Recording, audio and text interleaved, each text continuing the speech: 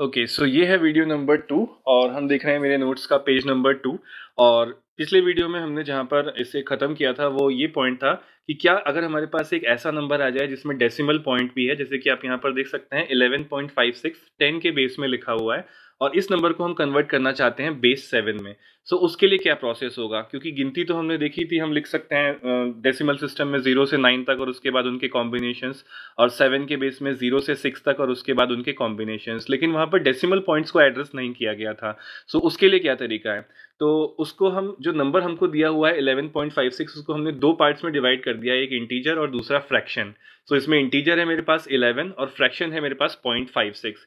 तो ये दोनों पार्ट्स के लिए मेरे पास अलग अलग प्रोसीजर हैं। जो 11 नंबर है इसका मैं पहले वीडियो में देख चुका हूँ कि कैसे मुझे उससे कन्वर्ट करना है डेसिमल बेस 7 में, और मेरा उस टाइम पर आंसर 14 आया था। तो सेम प्रोसीजर यहाँ पर रहेगा। मींस जो डेसिमल के पहले की क्वांटिटी है, दैट इज जो मेरे पास एक इंटीजर वाला पार्ट है, वो वैसे के वैसे ही निकाला जाएगा डिवीजन के प्रोसेस से और रिमाइंडर्स को उल्टे ऑर्डर में कलेक्ट करके।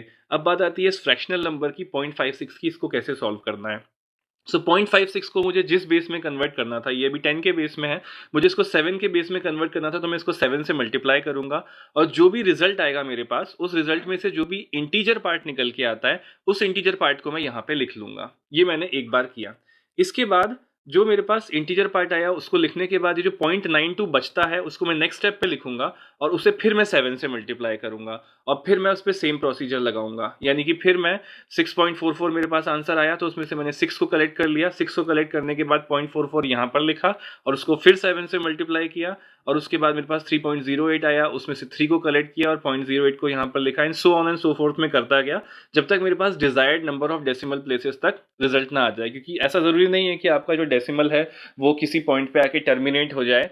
तो जहां तक आपको जितनी प्रिसिशन चाहिए उतने डेसिमल पॉइंट्स आप ले सकते हैं। और जो आपने यहाँ पर ये कलेक्ट किए हुए हैं, जो इंटीजर पार्ट्स आपने कलेक्ट किए हुए हैं, इनको फॉरवर्ड ऑर्डर में, यानी कि इस ऑर्डर में आप लिखेंगे तो आपको उसका इक्विवेलेंट मिल जाएगा। यानी कि 0.56 का इन बेस ऑफ 10 जो इक्विवेलेंट बनेगा वो बनेगा 0.3630 इस ऑर्डर में कलेक्ट करके मैंने लिया हुआ है। सो 0.56 का मेरे पास इक्विवेलेंट आ गया यहाँ से, और 11 का इक्विवेलेंट मैंने पहले एग्जांपल में 14 निकाल ही लिया था, जो कि वीडियो नंबर 1 में मैंने देखा था। सो 11.56 का जो मेरे पास इक्विवेलेंट है 7 के बेस में, वो कंप्लीट इतना बन के आता है। सो जब मुझे इंटीजर पार्ट के लिए कैलकुलेशन करने हैं तो मैंने देखा था कि मुझे 7 से डिवाइड करना है, और जब मुझे फ्रैक्शनल पार्ट के लिए कैलकुलेशंस करने हैं तो 7 से मुझे कंसेक्यूटिवली मल्टीप्लाई करना है। इंटीजर पार्ट के केस में रिमाइंडर्स को मैं रिवर्स ऑर्डर में कलेक्ट करता था, और यहाँ पर जो मेरे पास मल्टीप्लिकेशन के बाद इंटीजर आता है उसको मैं फॉरवर्ड ऑर्डर में कलेक्ट करता हूँ। सो इतने पॉइंट्स यहाँ पर याद रखने वाले थे। तो एक नंबर को हम कन्वर्ट कर सकते हैं किसी भी एक बेस से दूसरे बेस में इस प्रोसीजर को यूज करके। एक एग्जांपल हम और ले लेते हैं। जैसे कि मेरे पास ये नंबर है 41.32 इन बेस 5। इसको अब मुझे 10 के बेस में लाना है, तो मैं क्या करूंगा? अभी तक जो प्रोसीजर मैंने डिस्कस किया था वो 10 के बेस से किसी और बेस में ले जाने के लिए है, लेकिन किसी और बेस से 10 के बेस में आने के लिए जो प्रोसीजर है वो दूसरा है। क्योंकि 10 का बेस हम जानते हैं, इसलिए हम 10 को एक रेफरेंस लेके चलते हैं। सो 10 के बेस से दूसरे बेस में जाने के लिए ये वाला प्रोसीजर, और किसी और बेस से 10 के बेस में आने के लिए जो प्रोसीजर अब हम डिस्कस करने वाले हैं इस एग्जांपल में, वो एप्लीकेबल होगा। जैसे कि 41.32 है, तो इस 41.32 को मैंने ऐसे लिख लिया। उसके बाद डेसिमल पॉइंट जहां पर लगा हुआ है, ये जो डेसिमल पॉइंट लगा हुआ है, इस पॉइंट से मैं स्टार्ट करता हूं। इस तरफ देखूंगा तो मेरे पास 5 raise to the power of 0, 5 raise to the power of 1 ऐसे नंबर्स मुझे लिखने पड़ेंगे, क्योंकि जिस बेस में मुझे इसको कन्वर्ट करना है वहां पर मैं पहली जो यहाँ डेसिमल के बाद से चालू करूंगा, ये होगा 5 raise to the power of 0, फिर होगा 5 raise to the power of 1। इसी तरीके से जब मैं डेसिमल पॉइंट के इस साइड जाऊंगा तो 5 raise to the power of -1 होगा, फिर 5 raise to the power of -2 होगा। याद रखने वाली बात यहाँ पर यह है कि डेसिमल पॉइंट के लेफ्ट हैंड साइड पे जब मैं जाता हूं तो 0 से शुरू करते हैं हम, जैसे कि यहाँ पर 5 raise to the power of 0 लिखा हुआ है, और जब मैं डेसिमल पॉइंट के राइट हैंड साइड जाता हूं तो मैं -1 से चालू करता हूं। तो 0 जो है वो लेफ्ट हैंड साइड के साथ इंक्लूडेड है, ये यहाँ पर याद रखने वाली बात है। तो जिस बेस में हम कन्वर्ट करना चाहते हैं उसकी पावर में लिखते हैं। तो यहाँ पर बेस हमारा 5 है जिससे हम कन्वर्ट कर रहे हैं, सो वो मैंने लिखा। नाउ इतना लिखने के बाद अब मैं यहाँ से स्टार्ट करता हूँ 2 का और 5 raise to the power of -2 का मल्टीप्लिकेशन।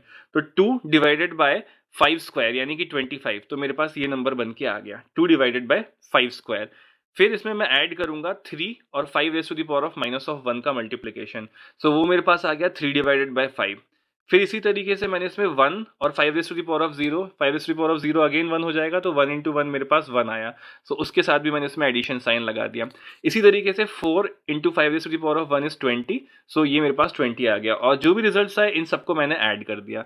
सो ऐड करने पर क्योंकि इसमें कुछ टर्म्स डिनोमिनेटर में भी है, तो उसकी वजह से मेरे पास फ्रैक्शनल पार्ट भी आएगा।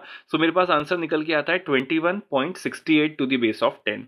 सो ये नंबर मेरा कन्वर्ट हो गया इन बेस 10। ये जो इनिशियल नंबर था 41.32 टू द बेस ऑफ 5, ये 10 के बेस में ये निकल कर आएगा। अब मुझे चेक करना है कि मेरा आंसर सही आया है तो नहीं, तो ये प्रोसीजर मैं ऑलरेडी जानता हूँ कि इस नंबर को मैं वापस इसमें कैसे कन्वर्ट करूँ। ये हमने इस एग्जाम्पल में डिस्कस किया था, तो वो ही मैंने नेक्स्ट सॉल्व करके दिखाया हुआ है कि 21 जो इसका डेसिमल 21 जो इसका इंटीजर पार्ट आया हुआ है, उसको 5 से कंसेक्यूटिवली डिवाइड करके जो रिमाइंडर्स आते हैं उनको रिवर्स ऑर्डर में कलेक्ट कर लेना है। तो वो चीज़ यहाँ पर दिखाई हुई है, वो आप देख सकते हैं। इसी तरीके से ये जो 0.68 वाला पार्ट है, इसको 5 से मुझे बार बार मल्टीप्लाई कर लेना है। तो ये जो 0.68 वाला पार्ट है, इसको मैं बार बार 5 से मल्टीप्लाई करते जा रहा हूँ, और जो उसका इंटीजर पार्ट आ रहा है उसको मैं यहाँ पर लिखते जा रहा हूँ। उसको लिखने के बाद यहाँ पर जो भी मेरे पास वैल्यूज आई हैं उन इंटीजर्स की, उनको मैंने फॉरवर्ड ऑर्डर में कलेक्ट कर लिया है। तो फॉरवर्ड ऑर्डर में कलेक्ट करने के बाद जो मेरे पास वैल्यू बनती है वो बनती है 0.32। सो आप यहाँ पर देखेंगे कि जो ओरिजिनल नंबर था 41.32 वो मेरे पास ऑब्टेन हो जाता है वैसा का वैसे, यानी कि जो आंसर मैंने निकाला था 21.68 वो अपने आप में एक करेक्ट आंसर है। सो इस तरीके से हम किसी भी नंबर को यदि बेस 10 से कन्वर्ट करना चाहते हैं बेस 7 में, और अगर वो नंबर डेसिमल नंबर इंक्लूड करता है, सो ये प्रोसीजर है।